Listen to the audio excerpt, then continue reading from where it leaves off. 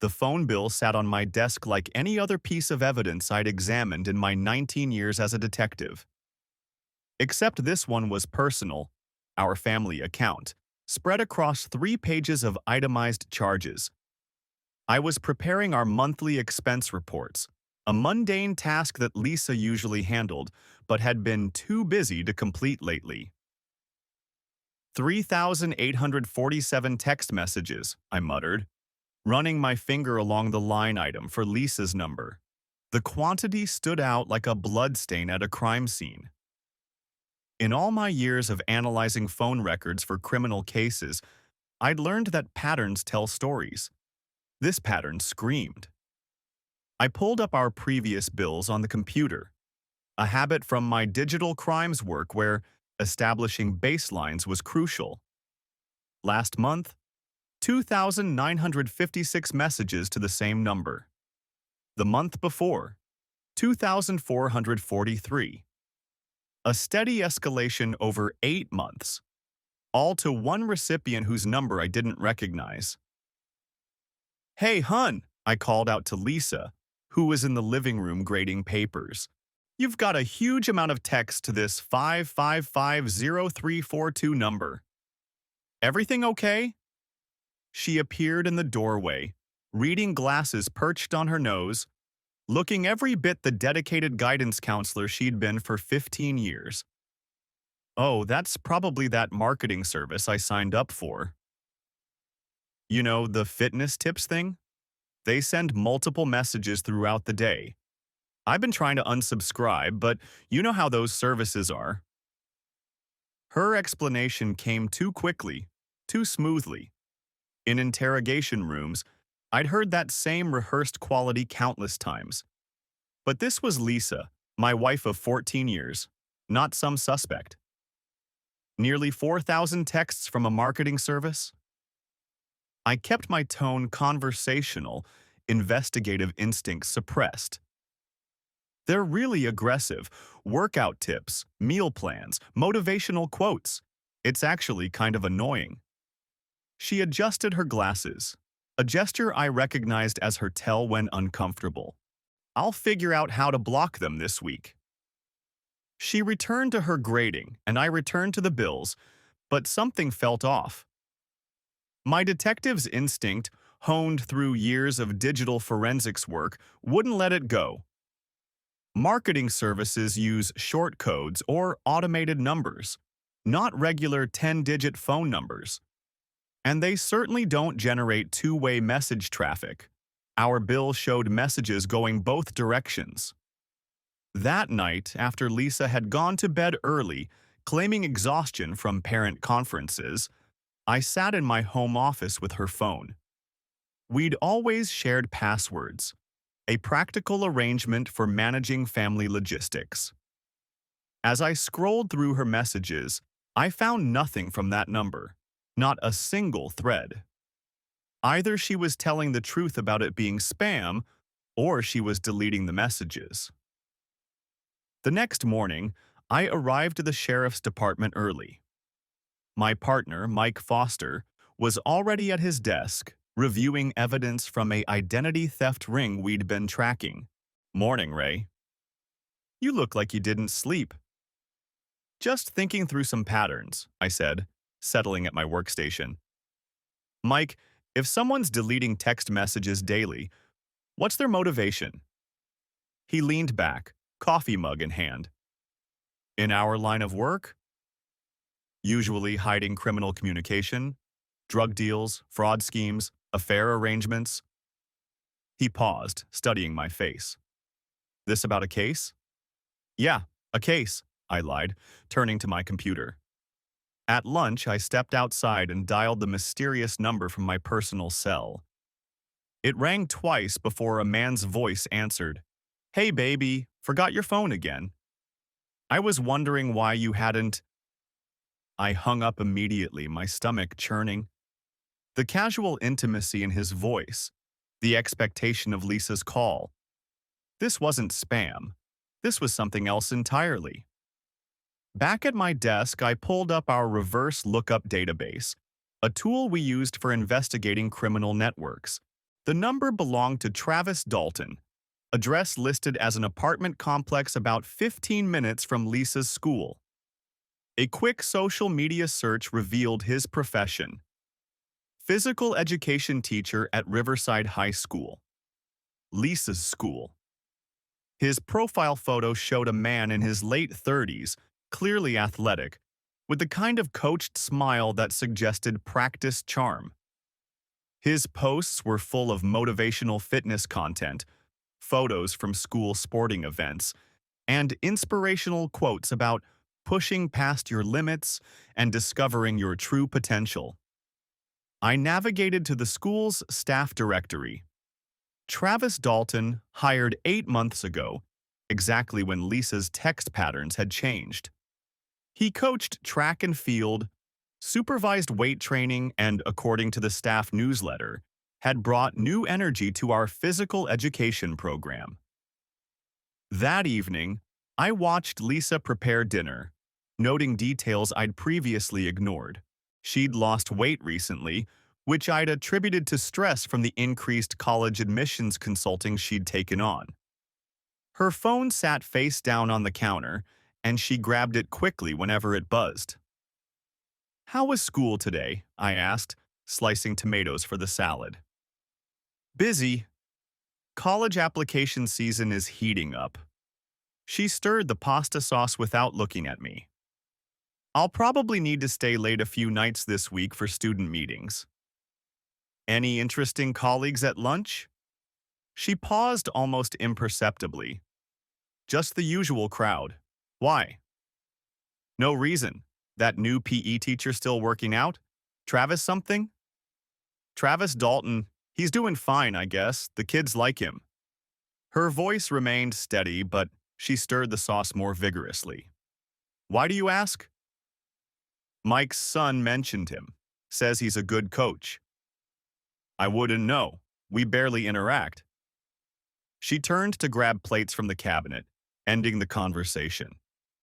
That night, I lay awake analyzing her response. In my experience, when innocent people are asked about someone, they either know them or don't. They don't minimize with phrases like barely interact. That's what guilty people say when they're trying to create distance. The next day, I used my lunch break to drive by the school. Lisa's car was in the parking lot, along with about 30 others. Normal for a Tuesday afternoon. But when I drove by again at 4:30 p.m. after most staff had left, her car was one of only 6 remaining. The others were clustered near the gym. I parked across the street and waited.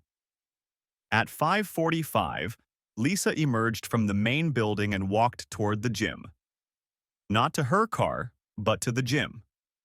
Through my binoculars, the same ones I used for surveillance operations, I watched her enter through a side door.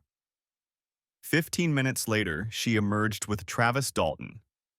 They stood talking by her car for several minutes, him leaning against the driver's door, her laughing at something he said. The body language was unmistakable, the way she tilted her head, how he touched her arm when making a point, the prolonged eye contact. When she finally got home at 6:30, she had a story ready. "Sorry I'm late." Parents showed up without an appointment, desperate about their kid's college essay. "Must have been quite an essay," I said, not looking up from my laptop. "You know how parents get this time of year." I did know. I also knew she was lying. Over the next week, I documented everything like I would any investigation.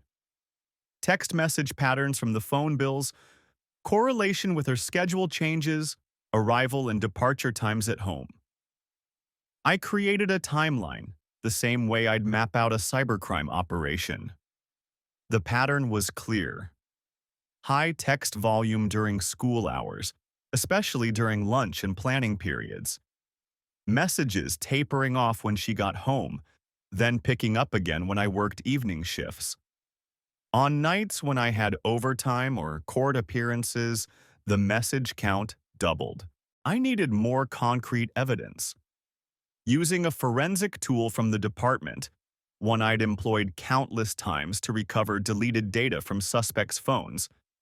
I created a backup of Lisa's phone while she showered one morning.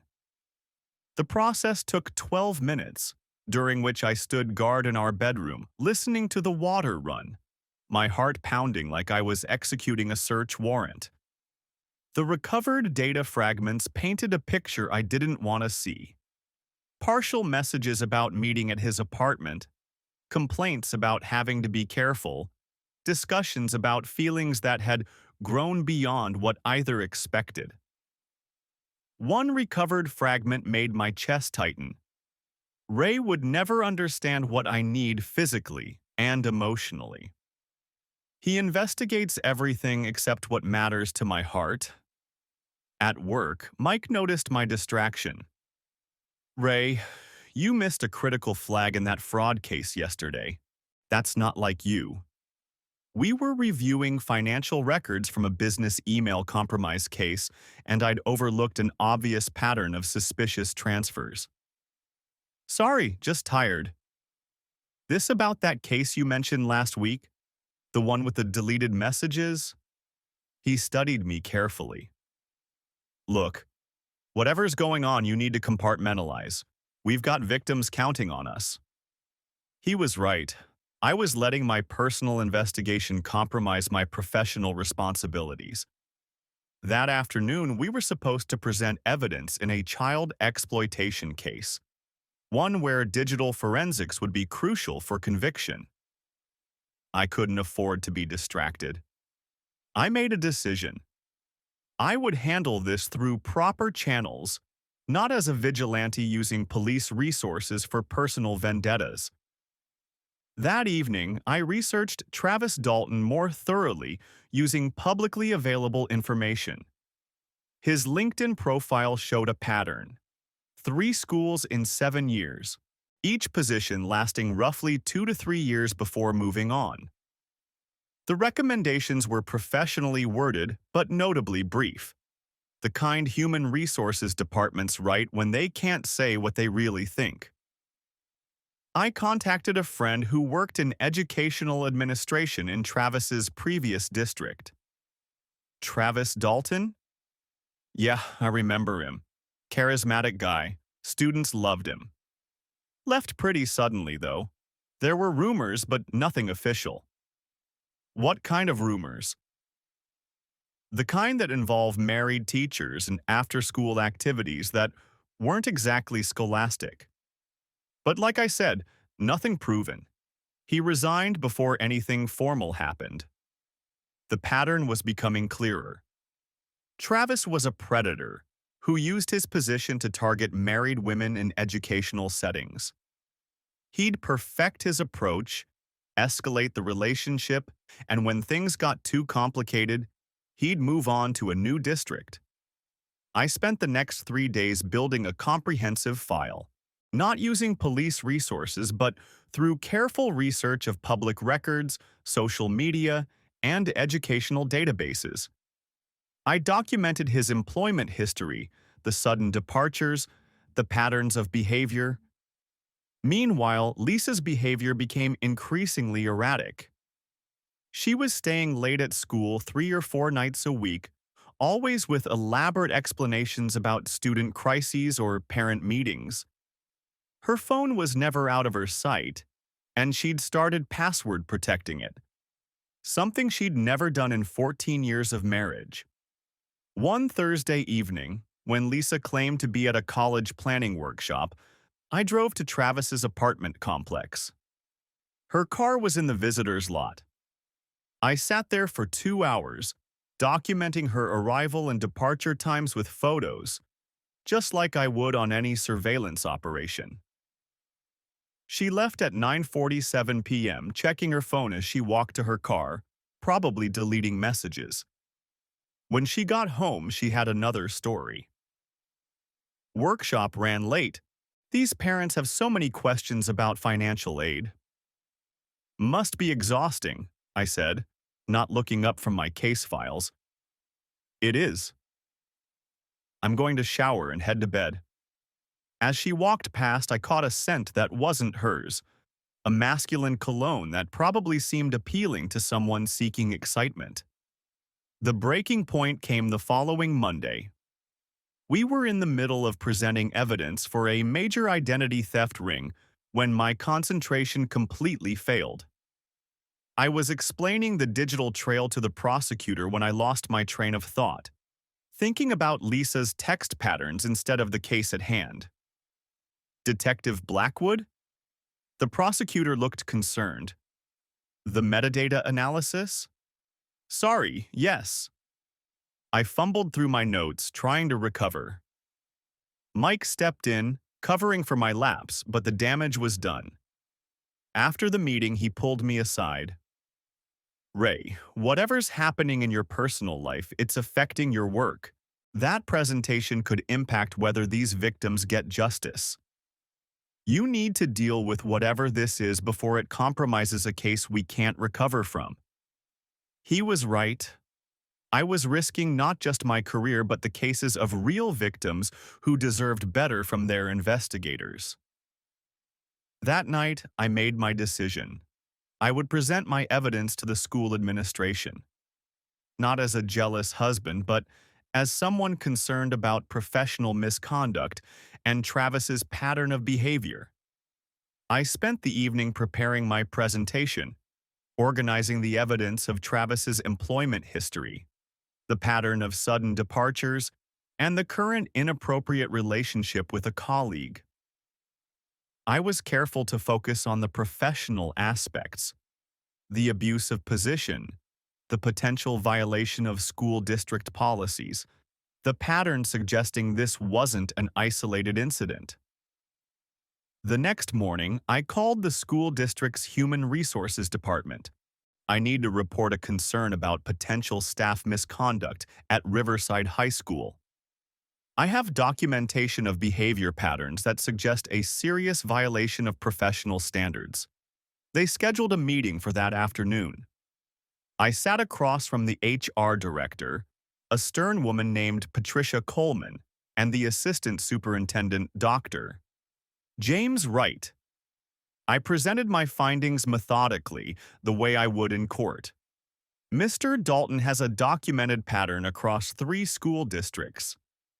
Each position ended suddenly with minimal explanation.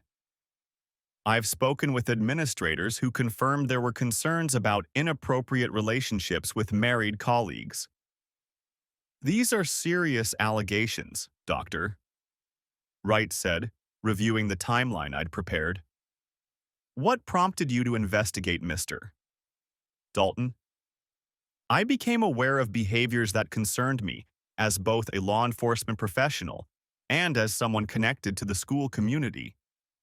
I kept Lisa's name out of it for now. I believe Mr. Dalton is using his position to pursue inappropriate relationships, creating a hostile work environment and potentially violating district policies. Patricia Coleman studied the employment history I'd compiled. This pattern is concerning.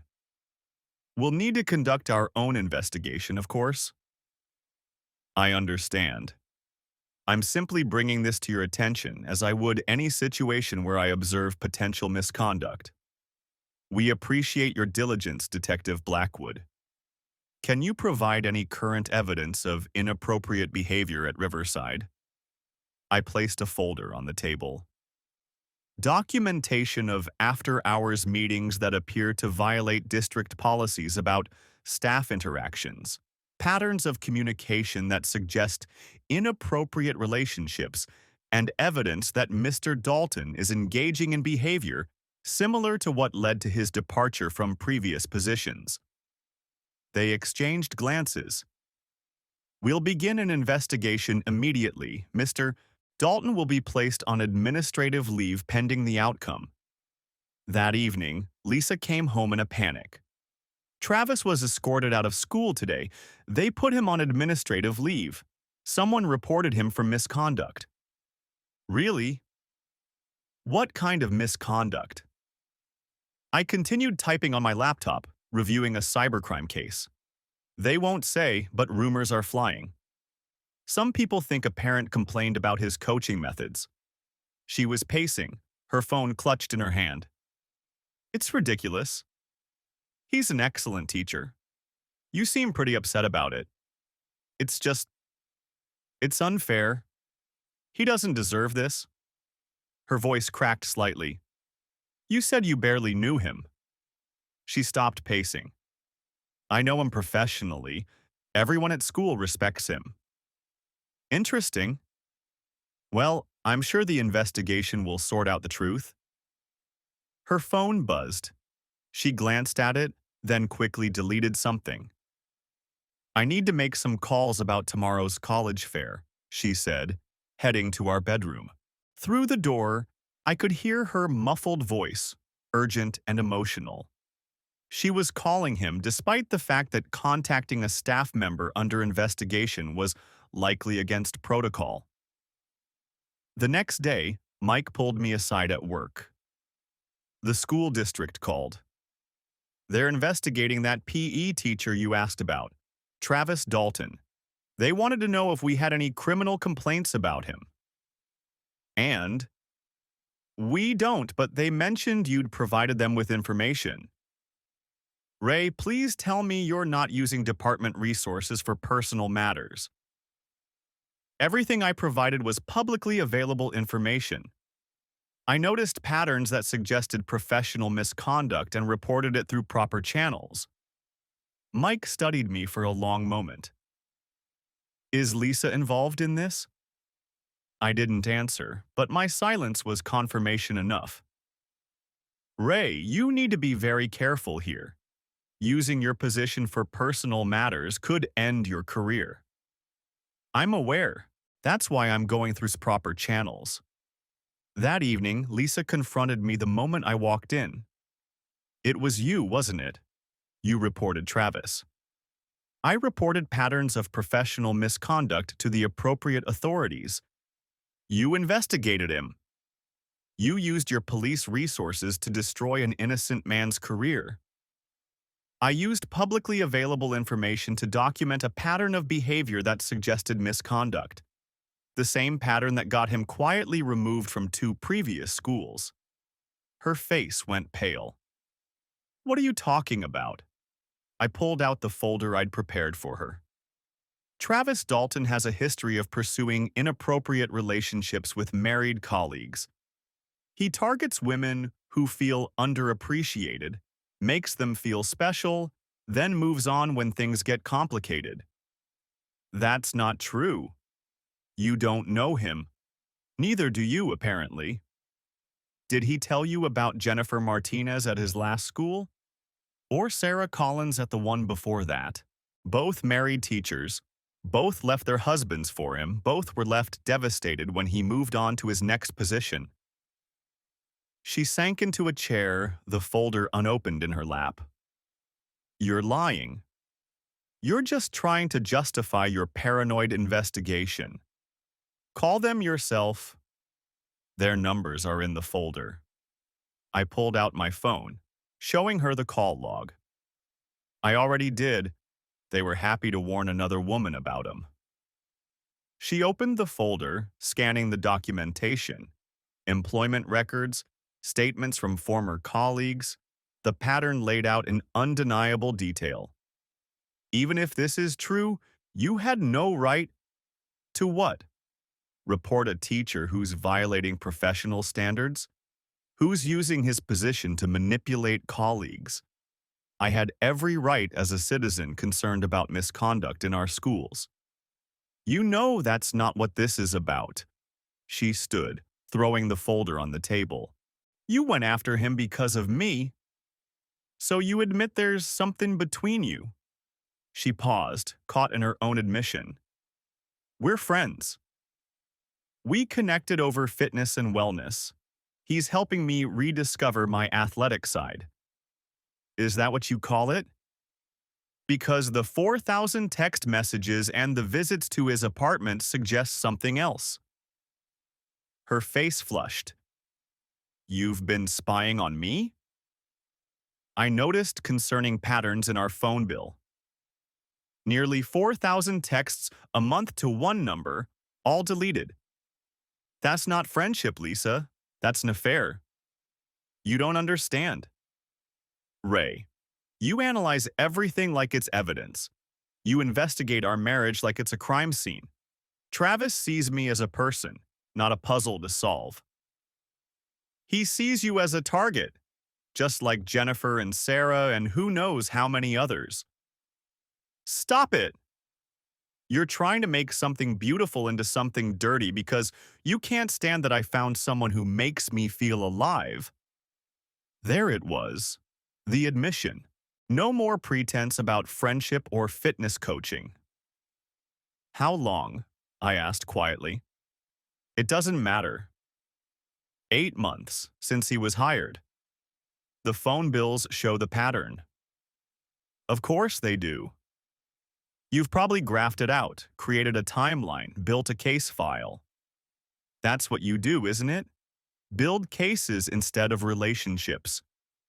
I tried to build a relationship with you for 14 years. No, you built a partnership. Efficient, practical, functional. I was evidence of your stable life, not someone you cherished. Travis makes me feel desired, not just useful. Travis makes every married woman feel that way. It's his pattern. She grabbed her purse and headed for the door. I'm going to stay with my sister. Don't follow me. Don't investigate her. Don't document my departure time. Lisa, he's going to lose his teaching license. The investigation will uncover everything. She turned at the door. Then you've won, haven't you? You've destroyed him and humiliated me. Congratulations, detective. Case closed. After she left, I sat in my home office, surrounded by the evidence I'd gathered. Mike was right. I'd let this consume me, risk my professional standing. But I'd also exposed a predator who'd been operating in schools for years. The next morning, Patricia Coleman called. Detective Blackwood, our investigation has uncovered significant evidence supporting your concerns. We've also discovered 2 other staff members who reported uncomfortable advances from Mr. Dalton. We're moving forward with termination proceedings. What about the other staff member involved? I asked carefully. Any staff member found to have engaged in inappropriate conduct will face consequences according to district policy. We appreciate you bringing this to our attention. That afternoon, Mike found me in the break room. The district's investigation is all over the school gossip mill. Lisa's name is being mentioned. I'm aware. Ray, I'm sorry, but you did the right thing reporting him. Who knows how many others he might have targeted? Yeah, I keep telling myself that. What are you going to do about Lisa? What I should have done from the beginning? File for divorce and move on. The divorce papers were served a week later. Lisa had moved in with her sister permanently and hired an attorney who immediately accused me of invasion of privacy and abuse of police resources. My attorney, David, reviewed the situation carefully. You used publicly available information and reported concerns through proper channels. You didn't access any police databases for personal use or utilize department resources improperly. Her attorney is fishing. What about the phone forensics? You accessed a phone on your family plan that you pay for, using commercially available software. No different than any suspicious spouse might do. The fact that you have expertise in digital forensics doesn't make it illegal. Lisa's attorney tried another approach, claiming I'd damaged her career and earning potential through false accusations. The school district's investigation stands on its own, David explained. They found evidence of policy violations independent of your report. She made her choices. The district's investigation concluded 3 weeks later. Travis Dalton was terminated for multiple violations of professional conduct policies, including inappropriate relationships with colleagues and creating a hostile work environment. His teaching license was under review by the state board. Lisa received a formal reprimand and was required to complete professional ethics training. The scandal made her position at Riverside untenable. Parents didn't want their children receiving guidance from someone involved in such a public misconduct case. She resigned before the school year ended, taking a position as an administrative assistant at a medical office across town. The pay cut was substantial, but her reputation in education was irreparably damaged. I saw Travis once more at a coffee shop near the courthouse where I was testifying in a cybercrime case. He was sitting with a woman who looked to be in her 30s, athletic wear, suggesting she was one of his personal training clients. He was leaning in, speaking intensely, his hand occasionally touching her arm. The same moves, the same pattern, just a different venue. He saw me watching and had the audacity to nod in acknowledgement. No shame, no remorse, just a predator who'd moved on to new hunting grounds. I thought about warning the woman but decided against it. I'd done my part by stopping his access to schools. I couldn't save everyone from their own choices. The divorce was finalized 6 months after that night. Lisa stormed out. She tried one last manipulation during the settlement conference. "Ray, we could work this out. I made a mistake, but you made me feel like a suspect in my own marriage. We could try counseling." "You didn't make a mistake, Lisa. You made thousands of choices, one text at a time, one deleted message at a time, one lie at a time. And Travis wasn't a mistake either. He was exactly what you thought you wanted until you found out what he really was. You're so cold. Even now, you're analyzing instead of feeling. I'm feeling plenty. But I'm also thinking clearly. You chose excitement over commitment, passion over partnership. Those were your choices to make. Now we both live with the consequences." "I loved you," she said quietly. "You loved the stability I provided. You loved the security, the predictable life, the steady income. But you didn't love me enough to be honest when that wasn't enough anymore." She signed the papers without another word. A year has passed since then. I still work digital crimes with Mike, still build cases with meticulous attention to detail. But I've learned to separate my professional skills from my personal life, mostly. I'm dating now, a prosecutor named Amanda who understands the demands of law enforcement work. She jokes that she appreciates my attention to detail but makes me promise never to investigate her. It's a promise I intend to keep, though I'd be lying if I said I don't notice patterns. The way she guards her phone sometimes, the occasional unexplained absence, the colleague she mentions a bit too often. I see it all and file it away, unable to completely turn off the detective in me. Mike says I'm paranoid, that not everyone is hiding something. Maybe he's right. But in my experience, everyone has secrets. The only question is whether they're worth uncovering. Lisa still texts occasionally, usually late at night, messages that vary between anger and regret. I don't respond, but I don't delete them either. They're evidence of something, though I'm not sure what. Maybe evidence that even the most carefully constructed lies eventually unravel, leaving nothing but digital traces and broken trust. Travis, from what I hear through the law enforcement grapevine, continues his pattern. He's been through 3 gyms in the past year, each departure sudden and unexplained. Someone mentioned seeing him at a yoga studio recently, chatting up married women after class. The pattern continues, just in different venues. The school district implemented new policies about staff relationships and digital communications, partly in response to the scandal.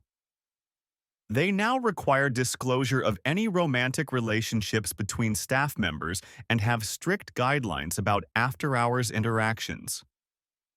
Patricia Coleman sent me a thank you letter, noting that my report had helped them address long-standing concerns about professional boundaries. Some nights, I review the evidence folder I kept from the investigation, not out of pain or regret, but as a reminder of how truth can be hidden in plain sight, deleted but not destroyed, covered but not erased. Digital forensics taught me that nothing truly disappears. There are always traces, patterns, evidence waiting to be discovered. The phone bills still come every month. My single line shows a normal pattern now. Calls to work, to Amanda, to my family. No mysteries. No massive text counts to unknown numbers. No suspicious patterns. Just the digital footprint of an ordinary life, transparent and unremarkable. Sometimes I wonder if Lisa ever thinks about those thousands of deleted messages, if she realizes that each one was a small betrayal that added up to the destruction of our marriage. Or if Travis ever considers the trail of damaged careers and broken relationships he leaves behind. But those are their patterns to live with, their evidence to carry. I've learned that some people are meant to investigate, to uncover truth, to expose deception. Others are meant to create the mysteries we solve. Lisa and Travis were mystery creators, weaving elaborate deceptions they thought would never be discovered. They forgot that, in the digital age, everything leaves a trace. My current case involves a romance scam targeting elderly victims through dating sites. The perpetrators use fake profiles, stolen photos, and elaborate stories to build trust before asking for money. They think they're clever, using VPNs and anonymous payment methods. But they all make mistakes, leave patterns, create evidence they don't realize exists. As I build the case, documenting the digital trail, I think about how similar it is to what Travis did. Creating false intimacy, exploiting loneliness, taking advantage of those who just wanted to feel special. The only difference is that Travis's victims lost more than money. They lost careers, marriages, self-respect. Amanda sometimes asks about my marriage, what went wrong, what I learned. I tell her the simple version, that Lisa had an affair with a colleague, that I discovered it, that we divorced. I don't mention the investigation, the surveillance, the careful documentation. She doesn't need to know how thoroughly I can investigate when motivated, how precisely I can document betrayal. But she's smart, Amanda. She knows there's more to the story. Sometimes I catch her watching me when I'm reviewing case files, see her notice how I unconsciously check her phone's position on the table, observe my subtle reaction when she mentions working late. She knows I'm damaged in that particular way that comes from betrayal. Forever watching, analyzing, investigating even when trying not to. You can't investigate your way to trust, she told me once after I'd asked one too many questions about a conference she'd attended. I know, I replied, but I can't stop noticing patterns either. Then notice this pattern, she said, taking my hand. I come home every night. I don't hide my phone. I tell you where I'm going. I introduce you to my colleagues. That's a pattern too. She was right. Not all patterns indicate deception. Some indicate honesty, openness, commitment. I'm trying to learn the difference, to see positive patterns as clearly as I see negative ones. The investigation skills that helped me uncover Lisa's affair have made me better at my job. I've closed more cases in the past year than in any previous year, my closure rate leading the department. Mike jokes that I've channeled my personal paranoia into professional success. You see deception everywhere now, he said, after I'd uncovered a particularly complex fraud scheme. Fortunately, in our line of work, you're usually right. He's not wrong. I do see deception everywhere. In the carefully worded emails of fraud suspects, in the deleted histories of child predators, in the hidden assets of embezzlers, but I also see it in innocent places. A colleague's vague excuse for missing lunch, a neighbor's too friendly greeting, a cashier's nervous laugh. The lens of suspicion, once focused, is hard to remove. Last week, I received an unexpected call from Jennifer Martinez, one of Travis's previous victims I'd contacted during my investigation. She thanked me for exposing him, said it had given her closure to know she wasn't alone, wasn't crazy for feeling manipulated. He was so convincing, she said, made me feel like I was the only woman who'd ever understood him, like we had this unique connection. Finding out I was just one in a pattern, it hurt, but it also freed me from thinking I'd lost something special. You didn't lose anything real, I told her. What he offered was never genuine. Neither was what I was looking for, I guess. I wanted excitement, validation, someone to make me feel young and desired again. He was just reflecting what I wanted to see. Her words stayed with me. Lisa had accused me of being cold, analytical, treating our marriage like a case to be solved. Maybe she was right. Maybe I'd been so focused on evidence and patterns that I'd missed the emotional signals, the need for spontaneity and passion that she'd sought elsewhere. But that didn't excuse the lying, the deception, the thousands of deleted messages. Whatever I'd failed to provide, honesty should have been the response, not betrayal. The financial settlement from the divorce was straightforward. No children, clear asset division, no alimony given her admitted infidelity. Lisa got the house, which she had to sell because she couldn't afford the mortgage on her administrative assistant's salary. I kept my pension and moved into a modest apartment closer to work. Sometimes I drive by the old house, now owned by a young family who've painted it yellow and added a swing set. They seem happy, unburdened by the history of deception that played out in those rooms. The new owners don't know about the nights I sat in my home office, mapping text patterns and documenting lies. To them, it's just a house, not a crime scene. Travis's teaching license was officially revoked last month. He appealed, claiming the relationships were consensual and that his dismissal was discrimination. The state board reviewed his history: 3 districts, 3 sudden departures, multiple complaints, and upheld the revocation. He's permanently barred from teaching in public schools. I heard he's moved 2 states away, working as a fitness influencer on social media, selling workout plans and supplements to followers who don't know his history. His posts are full of the same motivational quotes he used to share at school, the same promises about unlocking your potential and becoming your best self. New platform, same predator. Lisa found her way to a different life, too. Through the professional network that monitors these things, I learned she's engaged to someone from her office, a recently divorced radiologist who doesn't know the full story of her departure from education. She's reinvented herself, crafting a new narrative where she's the victim of a controlling ex-husband who destroyed her career out of jealousy. I could expose that lie too, could document the truth for her new partner. But I won't. I've learned that some people need their deceptions, their revised histories, their carefully edited versions of events.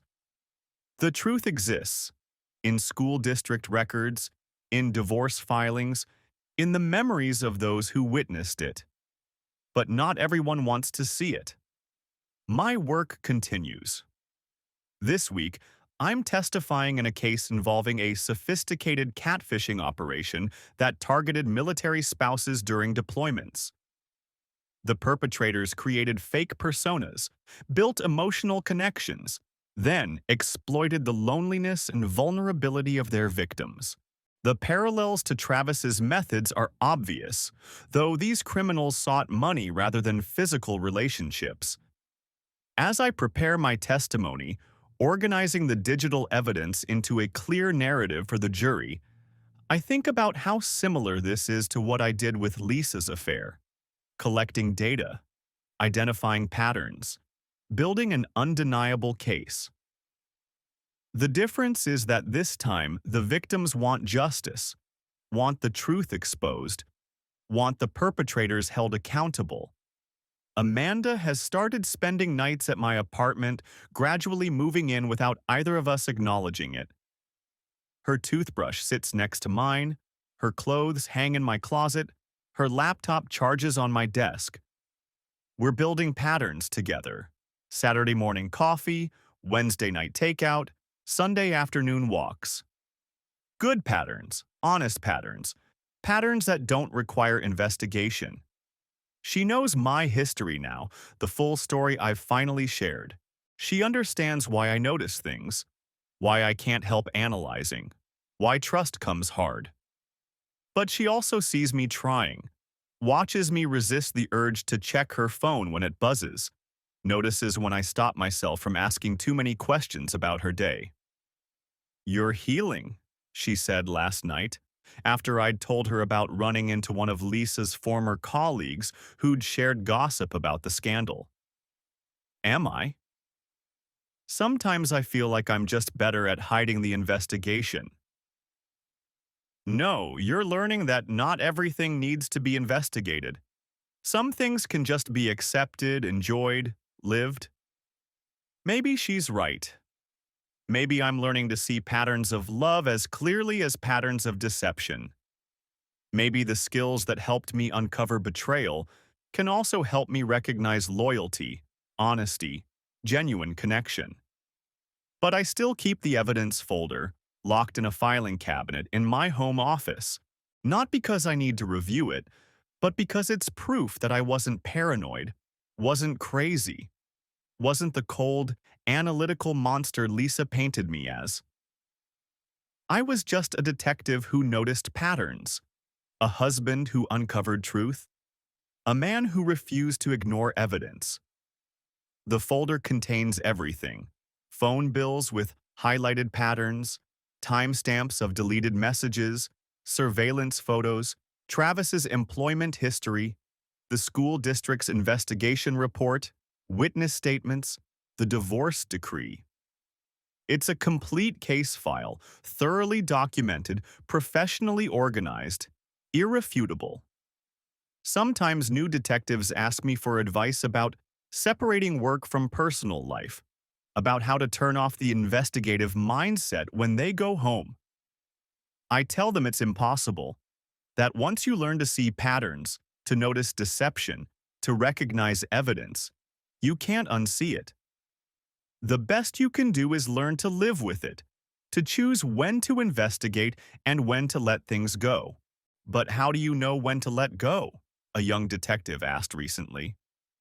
When the cost of investigation exceeds the value of the truth, I replied. Sometimes ignorance isn't bliss, but it's peaceful. He didn't understand, but he will. Give him a few years, a few betrayals, a few cases where the truth destroys more than it heals, and he'll learn what every detective eventually does: that not every mystery needs to be solved, not every deception needs to be exposed, not every pattern needs to be followed to its conclusion. But some do.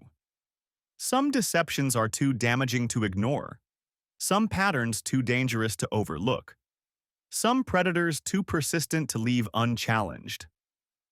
Travis Dalton was one of those.